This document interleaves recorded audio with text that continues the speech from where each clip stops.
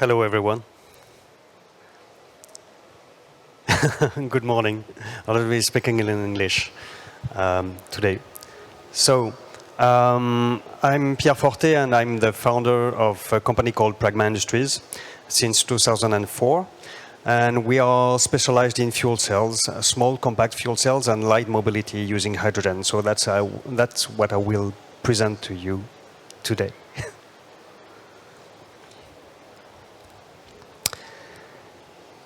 So one of the missions I gave to the company, Pragma Industries, based in France, is to make fuel cells and hydrogen as accessible as possible to anyone.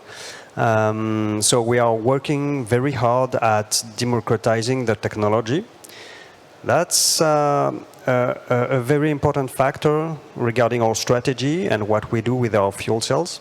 And I will present you what we do right now.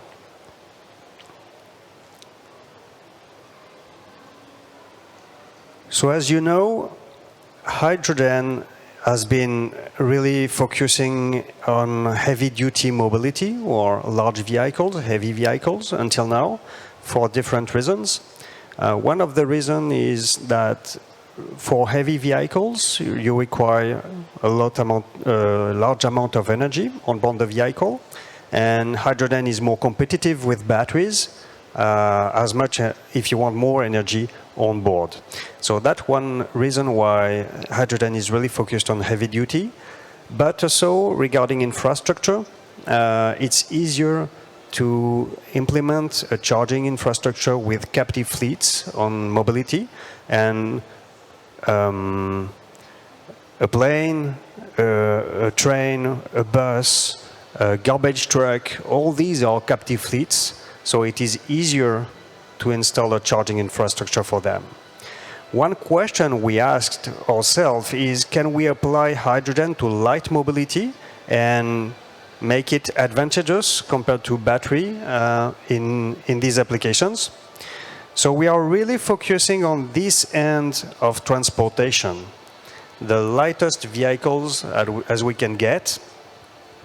So interestingly enough, because these vehicles have light powertrains, they use low power levels, and the technology is cheaper for a very obvious reason. Fuel cell for a scooter is much smaller than for a bus, so it will be lighter, it will be smaller, and it will be more affordable. And one thing that is very interesting on these vehicles is that they are actually captive fleet vehicles. In some way, they are attached to a urban area. 95% of these vehicles will never get out of the city or the town, so they are in some way a captive fleet, and we can work out a charging solution that is efficient for them. That's what I will explain to you right now. Do you have time for translation? That's good for you? If I speak like that? Okay. So, since a few years, we've been really working on developing fuel cell light vehicles, and you have an example here. And we are, year after year, we are proving that we can use hydrogen for this type of mobility. So, the vehicle, I will show you that this type of vehicle will give you more convenience using hydrogen. We can efficiently control the carbon footprint of these vehicles with a very light charging infrastructure. And incidentally, we will lower the spread of lithium batteries, and which I think is a good thing in the end. As a reminder, these markets are very large. Every year, 40 million e-bicycles are sold worldwide, and 20 million e-scooters are sold worldwide. So these are very, very large markets using a tremendous amount of small lithium batteries. And if we can reduce this number of batteries using hydrogen, I believe it's a good thing in the end. So since 2007, we started working on fuel cells and light mobility, and we learned a lot by deploying an amount of vehicles, about 300 e-bikes, hydrogen bikes have been deployed. So you can see different pictures here. So that's a production batch. We've been using the bikes in winter, under the snow. We've been using the bikes in summer with heavy, very hot temperatures. So different using conditions, different charging stations as well. We've been using multiple techniques to charge the hydrogen bicycles, and we tested a lot of things. We learned a lot. We failed sometimes. We succeeded sometimes, hopefully, but we learned.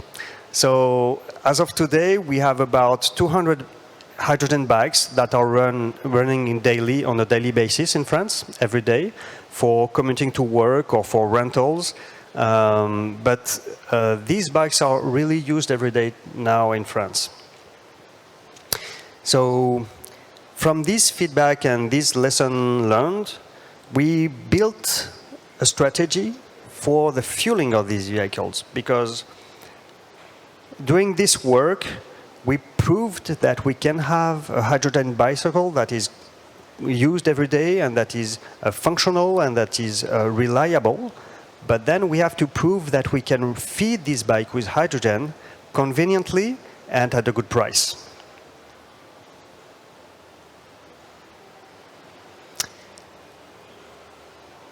So because these vehicles are used in town, in cities, most of the time, nearly 100% of the time, we thought of a strategy to refuel these vehicles with green hydrogen. Because we want to have a positive impact on the environment, so we want our vehicles to only use green hydrogen and zero gray hydrogen. So we had to build a scheme on where do we produce this green hydrogen, where does it come from, and how do we take it to the tanks of the vehicles, and how is it cost efficient and is it energy efficient. So the strategy we designed is this one. We are using a single point of green hydrogen production with electrolysis. And we have to carry this hydrogen to refilling stations, as close as possible to the vehicles. And so we are using a very, very light duty vehicles to carry around hydrogen, because it's a three-wheeler. It's actually a hydrogen bicycle, three-wheeler. So it's very cheap, it's very energy efficient. But all this must be packaged in a closed area, of course, because you cannot produce your hydrogen very far away from the town where the vehicles are used if you want to use light transportation like this. And then the users will come and refill themselves their vehicle to the charging stations. So what does it look like? So as I told you, we tested many different types of stations, many different shapes. Some are very small, some are very big. As of today, they will look like that for next year. So we have a single electrolysis station. This station can produce 1, 2, or 3 kilograms a day of hydrogen. It doesn't seem to be a lot, one kilogram of hydrogen a day. When you think about heavy transportation like cars or buses, it's very small. But actually 1 kilogram per day will feed approximately 300 bikes for daily use. A bike will only consume a few grams per day on a daily basis. So if you produce 1 kilogram a day, that's around 300 bikes you can feed on a daily use. So that's a lot. It's very energy efficient. You don't need to produce many hydrogens for a lot of vehicles. Just a little bit of hydrogen is enough. So this station can produce from 1 to 3 kilograms per day. And this hydrogen, green hydrogen, because this station is coupled with about 30 square meters of solar panels for 1 kilogram a day. So it's 35 square meters are enough. And this green hydrogen is stored in bottles. These are carbon type 3 bottles because they must be light, because we have to carry them around in a three-wheeler. with someone pedaling on the vehicle, so it must be light. It cannot be stainless steel 400 bar tanks. So we take these bottles and we bring them to the small dispensing stations. The bottles are inside here. And these dispensers we are using, we have no compression because compressing the hydrogen takes a lot of energy and it's costly and it's operating expenditures on compressors. It requires regular maintenance. So we are using cascade charging. For those who know what is cascade charging, you are using multiple stages of tanks and you are moving the hydrogen from the tanks to the vehicle separately from the different stages. It's very efficient on the energy point of view. It has some limitations, of course, but at least these stations, they are totally autonomous. They are not connected to the grid. So you can set these stations anywhere you want. You bolt them to the ground and they are operational immediately. We have two models, one that is totally automatic refiller, so the user can come, identify itself, the vehicle, the bike or the scooter will identify itself also to the station, and the refill will be automatic. And we have one manual station where you have to press the button to charge the vehicle. And this one is more suitable for private areas where you can have an operator, dedicated operator to the refilling of the vehicles, like, for instance, a mall or a shop or garage. This is suitable for, or private company. This is suitable for this kind of use. This is suitable for a street use. You can install these stations in the street, and anyone with a correct identification can use them with their vehicle. How does it fit when you place them in a town? So basically, you can imagine a city, whatever the size of the city. You will have one production station producing enough hydrogen for the whole town or the whole city. And these type of vehicles, very light three-wheelers, will carry around bottles once a week, once every 2 days, it depends on the number of users, to these stations with a key factor. The key factor is one user must be very close to any station at any time. The maximum distance from one user to the next station must be 3 minutes. Because if the station is too far away, then you are not providing a convenient solution. If you have to drive your bike or your scooters for 10 kilometers just to refill the tank, it's not convenient. So the key factor for adopting this solution or this technology is convenience. As a bike or scooter user, you must be able to refill your vehicle just 3 minutes away from wherever you are in your town. That's why these stations must be very cheap, because we have to place them on a number of spots to make a grid or in the town to enable the users to conveniently recharge. So that's give an orientation of the solutions we chose for this station: cascade, no grid connection, and so on. So that's an easy deployment, and these charging stations are very cheap. Regarding the vehicles, as of today, we have this electric bicycle. That's the version for next year. That's the 2023 e-bikes. That will be the third generation of the hydrogen bike. We started the delivery as well of this three-wheeler, which is used for last mile delivery. So the first deliveries will start in September in France. And we began the work on a scooter with a partner company making scooters. So that's a 50cc equivalent scooter. And the first units will probably be running next year. Our target is to cover 95% of the needs for urban mobility with a panel of different vehicles. We have our bike, we have this three-wheeler, the scooters are coming, and then the four-wheelers will come by 2025. And all these vehicles, which are all low power vehicles, between 0 to 10 kilowatt of power, they can all feed on the same charging infrastructure I showed you. The stations, they are compatible with hydrogen bicycle, but of course with hydrogen scooters and hydrogen light quad-wheelers. The idea is to have a very efficient charging infrastructure. Any user with any kind of these, any sort of vehicle can go to the station and charge it.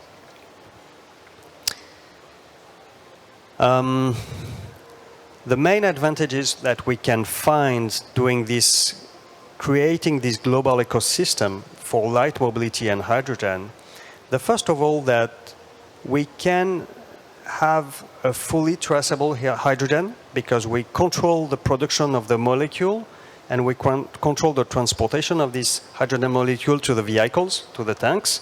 So we can prove at any point that we are only using green hydrogen. And we can control the carbon footprint of this hydrogen. We also are trying to use very long lifespan technologies for the tanks, for the fuel cell, for the electronics. The philosophy of what we do is using the best components with the longest lifespan, with the lowest maintenance cost and maintenance work to be able to reduce the global carbon footprint of the solution. Not only the hydrogen, but the vehicles themselves as well. That's very important for us. And one other key aspect of controlling the whole chain, the whole ecosystem, is the stability of the price. We totally control the pricing of the hydrogen, and we can prove that this hydrogen the price of this hydrogen will remain stable in time. It is not dependent from energy price, electricity price, or gas price. It's only the capital expenditure that we set up, that we spend at the beginning, and that's it. It's just a question of amortization of the capital expenditure in time. And ultimately, what we want to give to the user is a super convenient experience. By proposing vehicles with a very long range, to give you an idea on the hydrogen bikes that we are using in France, our users, they refill the tanks once every 3 weeks.